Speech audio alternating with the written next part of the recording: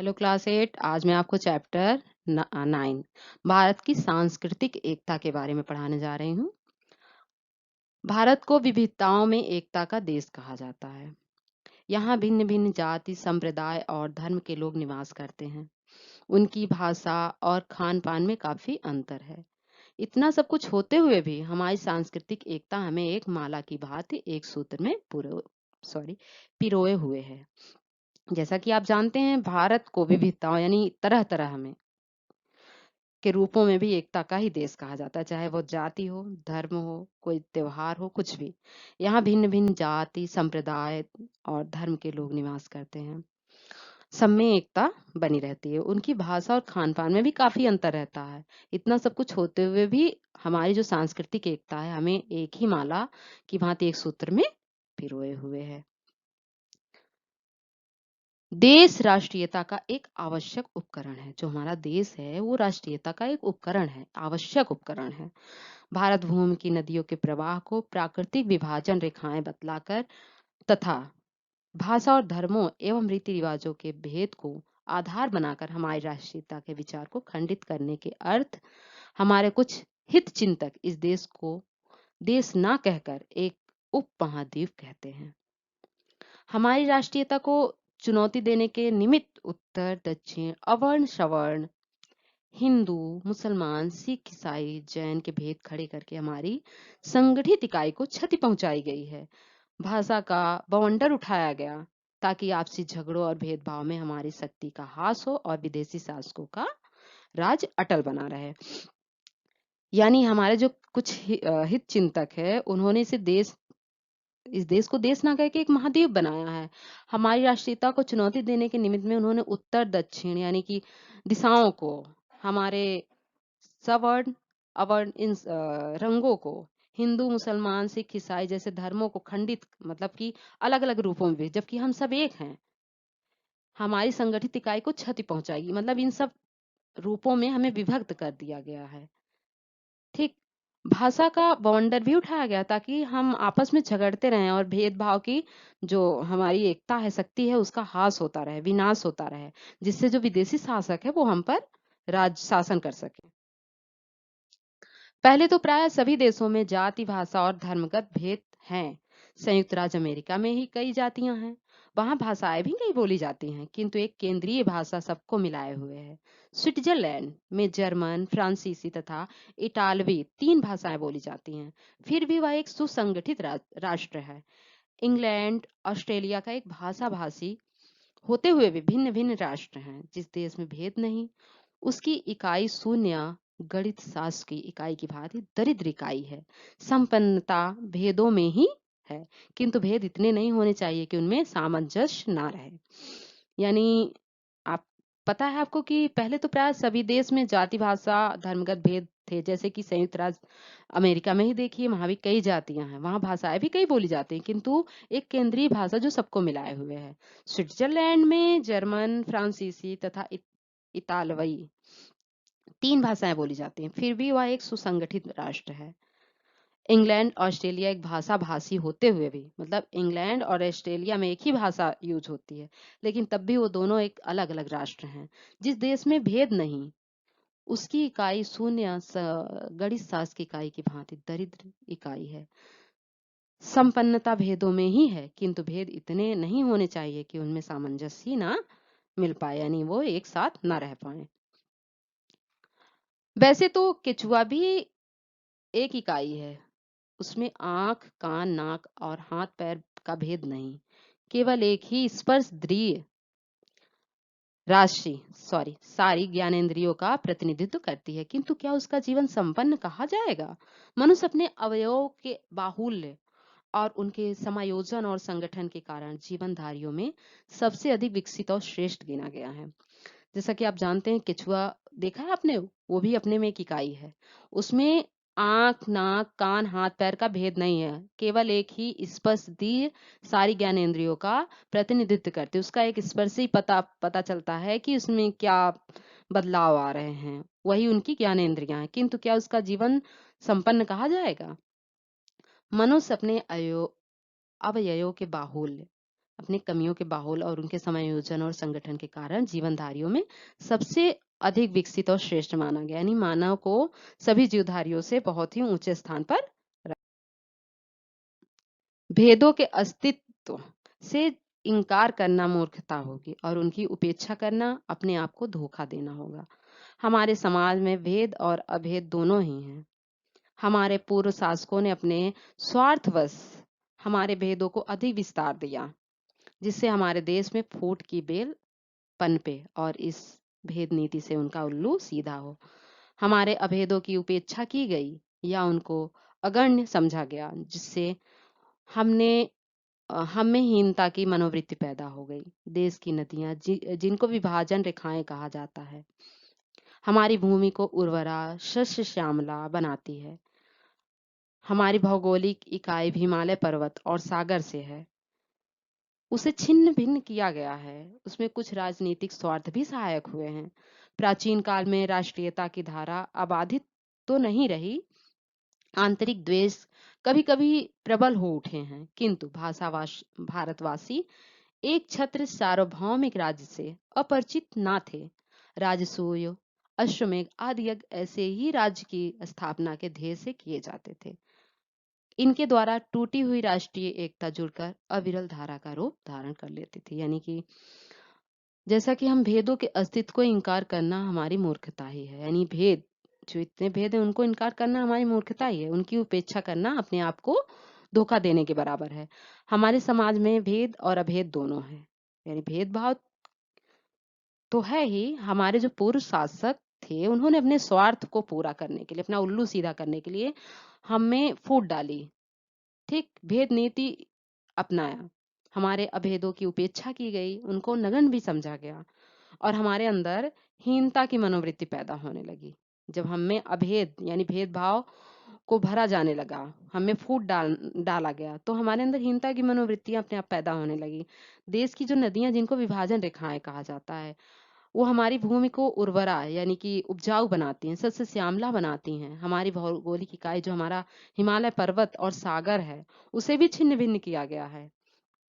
इसमें कुछ राजनीतिक स्वार्थ भी सहायक हुए, यानी कि जो राजनीतिक है भाई, इसमें पॉलिटिक्स भी आई थोड़ा बहुत। प्राचीन काल में राष्ट्रीयता की धारा अबाधित तो नहीं रही, आंतरिक द्वेष कभी कभी प्रबल हो उठे हैं, यानी अंदर से जो ईर्ष्या दोष कभी कभी वो बाहर उभर भी आए हैं।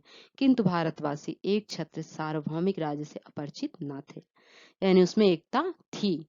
जैसे कि राजसूय अश्वमेध यज्ञ के बारे में आपने सुना है ना, ये इसी ध्येय से किए जाते थे, जिससे कि उनके द्वारा उनकी टूटी हुई राष्ट्रीयता एकता को जोड़ा जा सके, एक धारा में रखा जा सके। राजनीति की अपेक्षा धर्म और संस्कृति मनुष्य के हृदय के अधिक निकट है। यानी जो राजनीति की अपेक्षा जो हमारी राजनीति है, उसकी अपेक्षा हमारी जो धर्म और संस्कृति है, वह मनुष्य के ज्यादा निकट है। यद्यपि राजनीति का संबंध भौतिक सुख सुविधाओं से, फिर भी जन साधारण जितना धर्म से प्रभावित होता है उतना राजनीति से नहीं। आपको पता है कि राजनीति का संबंध सुख सुविधाओं से है, फिर भी जन साधारण जो जनता है, जो लोग हैं, वो धर्म से ज्यादा प्रभावित होते हैं, उतना राजनीति से नहीं होते। हमारे भारतीय धर्मों में भेद होते हुए भी उनमें एक सांस्कृतिक एकता है जो उनके अविरोध की परिचायक है।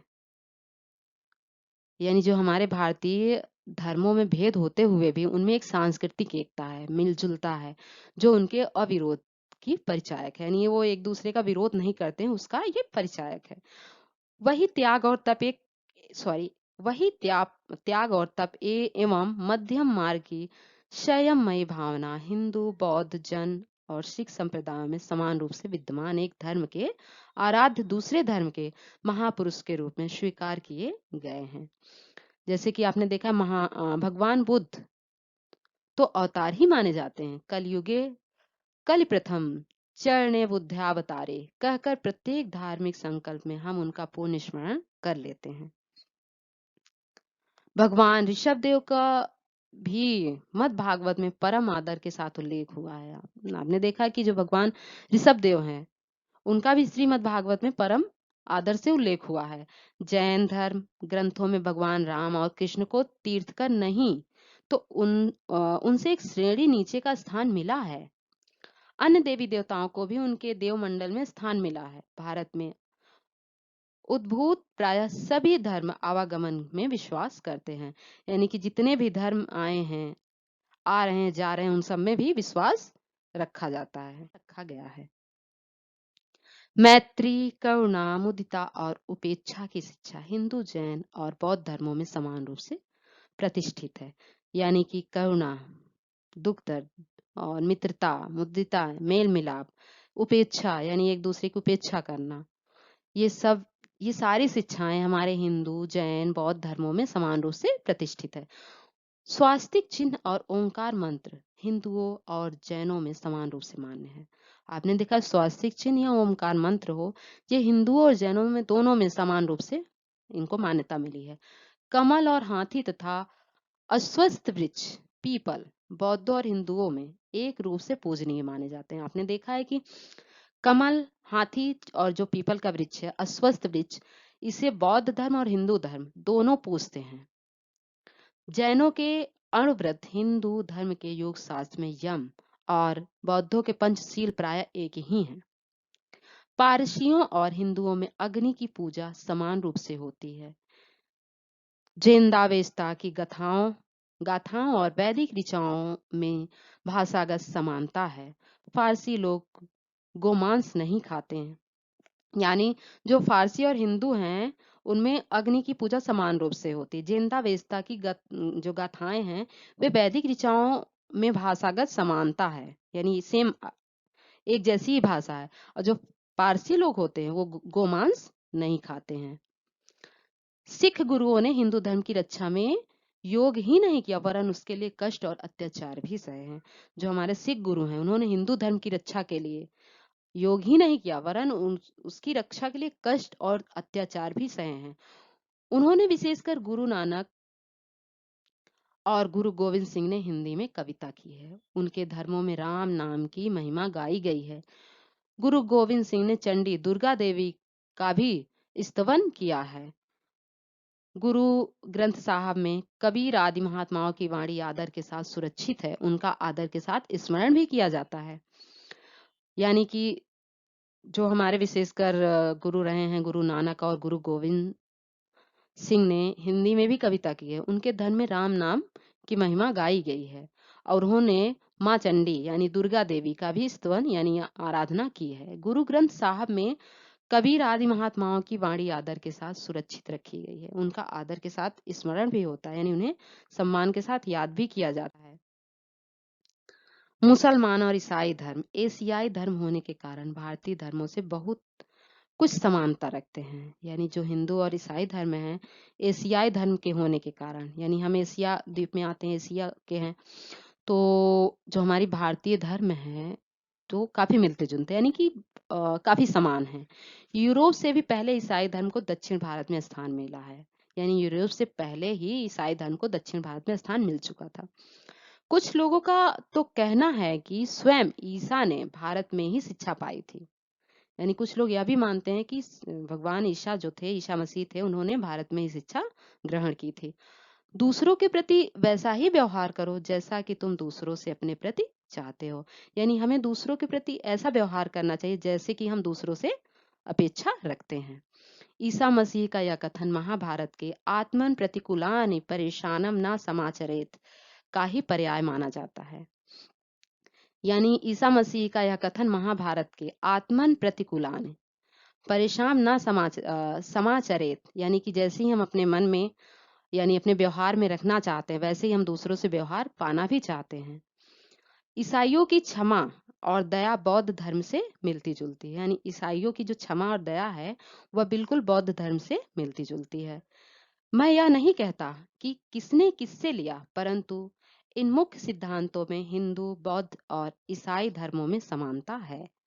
रोमन कैथोलिकों की पूजा अर्चना, धूप दीप, व्रत उपवास आदि हिंदुओं के से ही हैं, यानी मिलते जुलते हैं। यानी रोमन कैथोलिक जो हैं, जो उनकी पूजा अर्चना होती है, जो धूप दीप व्रत उपवास होते हैं, वो बिल्कुल हिंदुओं से मिलते जुलते हैं। मुसलमानों और ईसाइयों ने यहाँ की संस्कृति को प्रभावित किया है और वे यहाँ की संस्कृति से प्रभावित हुए भी हैं। भारतीय सूफी कवियों ने वेदांत की भावभूमि को अपनाया है और उनके ग्रंथों में हिंदू परंपराओं, कथाओं, विचारों, देवी देवताओं और प्रतीकों के समावेश हुए हैं। तानसेन और ताज पर हिंदू मुसलमान समान रूप से गर्व करते हैं। जायसी, रहीम, रसखान आदि अनेक मुसलमान कवियों ने अपनी वाणी से हिंदी की रसमयता बढ़ाई है। रसखान के सवैये तो सचमुच रस की खान है। मुसलमान होते हुए भी उन्होंने कृष्ण का गुणगान किया है। यानी कि मुसलमान और ईसाइयों ने यहाँ की संस्कृति को बहुत ही ज्यादा प्रभावित किया है। वे यहाँ की संस्कृति से प्रभावित भी हुए हैं।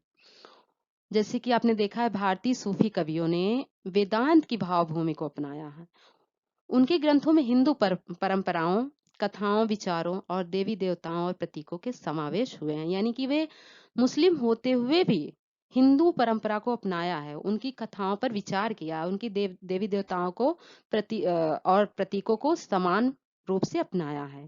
तानसेन और ताज, इनको इन पर हिंदू और मुसलमान दोनों समान रूप से गर्व करते हैं। जायसी, रहीम, रसखान आदि अनेक मुसलमान कवियों ने अपनी वाणी में हिंदी की समरसता बढ़ाई है। यानी ये मुस्लिम होते हुए भी हिंदी के कवि माने जाते हैं। मुसलमान होते हुए इन्होंने भगवान कृष्ण का गुणगान किया। प्राचीन काल से भारतीय धर्म और साहित्य ने राष्ट्रीय एकता का पाठ पढ़ाया है। कभी काव्य ग्रंथ, चाहे वे उत्तर के हों चाहे दक्षिण के, रामायण और महाभारत को अपना प्रेरणा स्रोत बताते रहे हैं। संस्कृत, प्राकृत और अपभ्रंश के सामान्य और काव्य ग्रंथ उत्तर दक्षिण में समान रूप से मान्य हैं। कालिदास के रघुवंश और भवभूति के उत्तर रामचरित में उत्तर और दक्षिण के प्राकृतिक दृश्यों का बड़ी रसमयता के साथ वर्णन आया है। यानी कि प्राचीन काल में जो भारतीय धर्म और साहित्य ने राष्ट्रीय एकता का पाठ पढ़ाया है, कभी काव्य ग्रंथ, चाहे वो उत्तर के हों चाहे दक्षिण के हों, रामायण महाभारत को अपना प्रेरणा स्रोत बताते रहे हैं। संस्कृत, प्राकृतिक और अपभ्रंश सामान्य और काव्य ग्रंथ उत्तर दक्षिण में समान रूप से ही मान्य है। यानी इन्हें उत्तर हो या दक्षिण हो, समान रूप से ही मान्यता प्राप्त है। कालिदास के रघुवंश और भवभूति के उत्तर रामचरित में उत्तर और दक्षिण के प्राकृतिक दृश्यों का बड़ी रसमयता के साथ वर्णन आया। हिंदू तीर्थाटन में धार्मिक भावना के साथ राष्ट्रीय भावना भी निहित है। शिव भक्त ठेठ उत्तर की गंगोत्री में जानवी जल लाकर दक्षिणी सीमा के रामेश्वर महादेव का अभिषेक करते हैं। उत्तर में बद्री केदार, दक्षिण में रामेश्वरम, पूर्व में जगन्नाथ और पश्चिम में द्वारकापुरी के तीर्थाटन में भारत की चारों दिशाओं की पूजा हो जाती है। यानी हिंदू तीर्थाटन में, तीर्थों में धार्मिक भावना के साथ राष्ट्रीय भावना भी निहित है। यानी धार्मिक भावना के साथ हमारी राष्ट्रीय भावना भी निहित है, मिली जुली है। शिव भक्त ठेठ उत्तर की गंगोत्री से, यानी जो शिव भक्त होते हैं वो उत्तर की गंगोत्री से जानवी जल लाकर, जानवी जो गंगा का ही एक रूप है, वहां से जल लाके दक्षिण सीमा के रामेश्वरम महादेव का अभिषेक करते हैं। और उत्तर में बद्रीनाथ, केदारनाथ, दक्षिण में रामेश्वरम, पूरब में जगन्नाथ और पश्चिम में द्वारिकापुरी के तीर्थाटन से भारत की चारों दिशाओं की पूजा हो जाती है। भारत की 7 पूरियां पवित्र और मोक्षप्रद मानी गई हैं। इनकी भी यात्रा की जाती है और प्रायः स्मरण भी किया जाता है। इनके नाम है अयोध्या, मथुरा, माया यानी हरिद्वार, काशी, कांची, अवंतिका, उज्जैनी जिसे कहते हैं, द्वारावती यानी द्वारका। पूरा श्लोक इस प्रकार है। यानी ये 7 पुरियां हैं जिन्हें बहुत ही पवित्र और मोक्षप्रद स्थान माना गया है। इनकी यात्रा की जाती है और प्राय स्मरण भी किया जाता है, हमेशा इन्हें याद किया जाता है। और ये 7 इस प्रकार हैं, दोहे के अनुसार देखते हैं। अयोध्या, मथुरा, माया, काशी, कांची, अवंतिका, पुरी, द्वारा, वती, चैन, सत्यता, मोक्ष दायिका। स्वामी शंकराचार्य ने भारत की चारों दिशाओं में अपने मठ स्थापित किए थे। यानी जो स्वामी शंकराचार्य थे, उन्होंने इन चारों मठ में चारों दिशाओं में अपने मठ स्थापित किए थे। उत्तर में ज्योतिर्मठ, दक्षिण में श्रृंगेरी मठ, पूर्व में गोवर्धन मठ और पश्चिम में शारदा मठ। ये भगवान शंकराचार्य की दिग्विजय के कीर्ति स्तंभ ही नहीं, वरन भारत की एकता के भी परिचायक चिन्ह हैं। यानी ये इनके कीर्ति स्तंभ ही नहीं थे, ये भारत की एकता का भी परिचायक था। दक्षिण के अन्य आचार्यों के संप्रदाय अविरोध भाव से उत्तर में फूले फले और विकसित भी हुए हैं। बंगाल के चैतन्य महाप्रभु के संप्रदाय ने भी मथुरा वृंदावन में अपनी शिष्य परंपरा स्थापित की। इन संप्रदायों के मंदिर बने और इनकी पूजा अर्चना ने उत्तर प्रदेश के जीवन और साहित्य को प्रभावित भी किया। यानी जो आपके बंगाल के चैतन्य महाप्रभु थे, उन्होंने मथुरा वृंदावन में अपनी शिष्य परंपरा भी स्थापित की है। इन संप्रदायों के मंदिर भी बनाए गए हैं और इनकी पूजा अर्चना भी हमारे उत्तर प्रदेश के जीवन और साहित्य को प्रभावित कर रही हैं। हिंदी साहित्य गगन के सूर्य और शशि स्वरूप सूर और तुलसी दक्षिण के संप्रदायों से ही प्रभावित थे। ये सब एकता के सूत्र प्राचीन थे, पश्चिम की सौगात ना थे, किंतु इनकी उपेक्षा की गई। अब भाषा का प्रश्न आता है।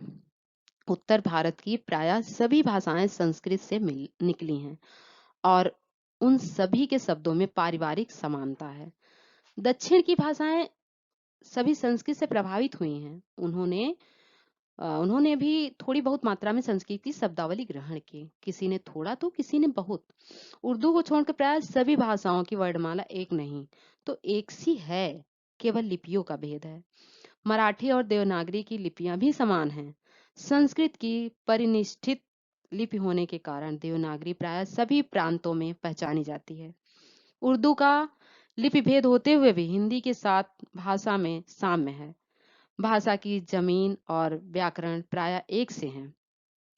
बेल बूटे फारसी अरबी के हैं। प्रेमचंद, अश्क, सुदर्शन, किशन चंद्र ने हिंदी में भी लिखा है और उर्दू में भी लिखा है। भारत की प्राय सभी भाषाओं का साहित्य भगवान राम और कृष्ण की पावन गाथाओं से आप्लावित है आप्लावित रहा है। सभी ने संतों और वीरों के स्तवन किया है। सभी भाषाओं के साहित्य ने स्वतंत्रता की लड़ाई में योगदान किया है। भाषाओं का भेद होते हुए विचारों की एक ध्येयता रही है। यानी आपको पता है कि उत्तर भारत की जो प्राय सभी भाषाएं संस्कृत से ही निकली हैं और उन सभी में पारिवारिक समानता भी रही है। दक्षिण की भाषाएं सभी संस्कृत से प्रभावित हुई हैं। उन्होंने भी थोड़ी बहुत भाषा में संस्कृत की शब्दावली ग्रहण की, किसी ने थोड़ा तो किसी ने कुछ ज्यादा। उर्दू को छोड़ के जो और जितनी भी भाषाएं हैं सभी एक जैसी तो नहीं लेकिन एक सी हैं, केवल लिपियों का ही भेद है। मराठी और देवनागरी की लिपियां भी समान हैं।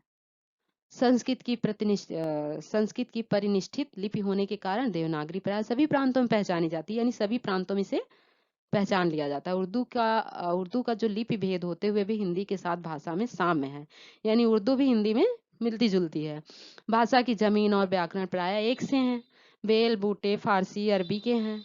प्रेमचंद, अश्क जैसे कवि जो हैं, लेखक जो हैं, जैसे कि प्रेमचंद, अश्क, सुदर्शन, किशन चंद्र ने हिंदी में ही लिखा है और उर्दू में भी लिखा है। यानी दोनों भाषाओं को ग्रहण किया है। भारत की प्राय सभी भाषाओं का साहित्य भगवान राम और कृष्ण की पावन गाथाओं से आप्लावित रहा है। सभी ने संतों और वीरों का स्तवन किया है, यानी याद किया। सभी भाषाओं के साहित्य ने स्वतंत्रता की लड़ाई में योगदान दिया है। यानी कोई एक ही भाषा का योगदान नहीं रहा है, सभी ने एक रूपता दी है।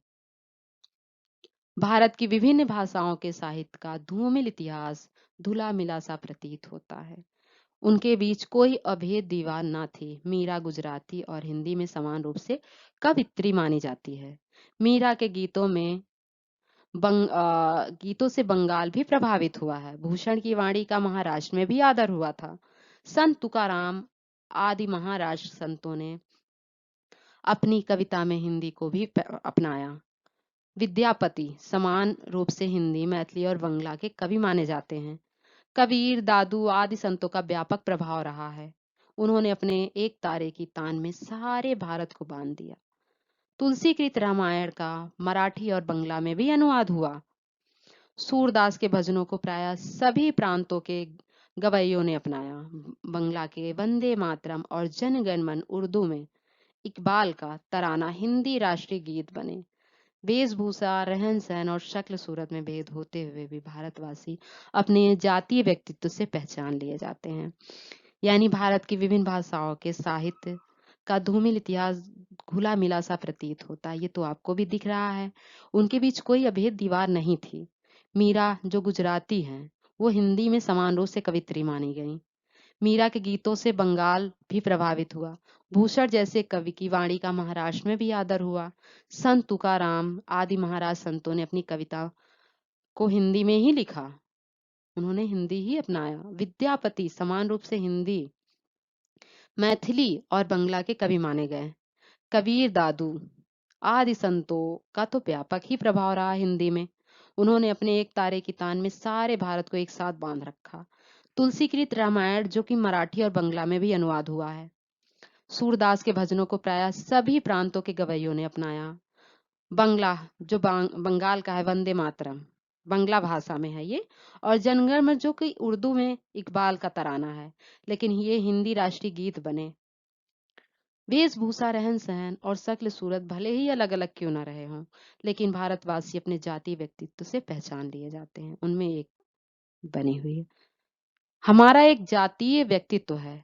यह हमारी जातीय मनोवृत्ति, जीवन मीमांसा, रहन सहन, रीति रिवाज, उठने बैठने के ढंग, चाल ढाल, वेशभूषा, साहित्य, संगीत और कला में अभिव्यक्त है। विदेशी प्रभाव पड़ने पर भी यह बहुत अंशों में अशुद्ध बना हुआ है। यही हमारी एकता के मूल सूत्र हैं। यानी कि हमारा एक राष्ट्रीय व्यक्तित्व भी रहा है। यह हमारी जातीय मनोवृत्ति, जीवन मीमांसा, रहन सहन, रीति रिवाज, उठने बैठने के ढंग, चाल ढाल, वेशभूषा, साहित्य, संगीत और कला में अभिव्यक्त होता है। विदेशी प्रभाव पड़ने पर भी यह बहुत अंशों में अशुद्ध बना हुआ है, यानी मिला जुला है, एक साथ है। यह हमारी एकता के ही तो मूल मंत्र हैं, मूल सूत्र तैयार